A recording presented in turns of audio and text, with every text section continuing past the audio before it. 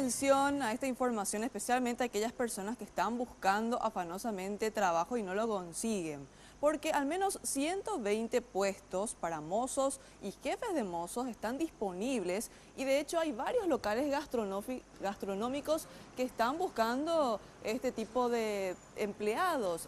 ¿Cómo conseguir, cómo postularse? Ya nos cuenta Laura Penayo, te escuchamos. Es así, compañeros, y aquí en la oficina de empleo del Ministerio del Trabajo, ubicada sobre la avenida Perú, esquina Río de Janeiro, es donde pueden llegar las personas interesadas en ocupar estos 120 puestos de mozos y jefes de mozos ofrecidas por estas 36 empresas gastronómicas de Asunción.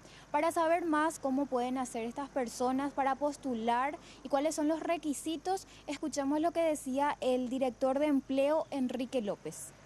Nos acercamos a los locales gastronómicos para comentarles la buena noticia que hay un taxi compartido y bueno, ellos nos manifestaban esta necesidad urgente que tienen de mozos que quieran trabajar hasta la medianoche. Estamos hablando de locales, digamos así, de primera línea, ¿verdad? Locales importantes, de restaurantes importantes donde los salarios son superiores al mínimo, inclusive hay posibilidad de duplicar, porque al ser el restaurante de primera línea hay una propina, nos decían los titulares de estos locales gastronómicos, que inclusive muchas veces es igual o superior al salario. Nos hemos puesto de acuerdo con la Asociación de Restaurantes, vamos a enviarles a ellos los currículum que levantemos. Ahora mismo estamos recibiendo currículum en la oficina del empleo del Ministerio del Trabajo de 7 a 5 de la tarde. El único requisito es tener cédula y lo que nos están pidiendo en esta ocasión es que sean personas con experiencia.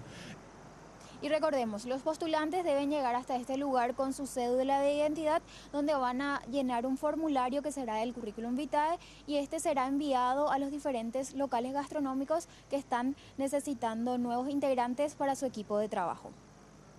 Muchísimas gracias, Laura Penayo, por esta información. Entonces ya las personas que estén buscando trabajo a preparar sus currículums y enviar, que esta es una muy buena oferta laboral y que además están ofreciendo salarios de base de 3 millones de guaraníes.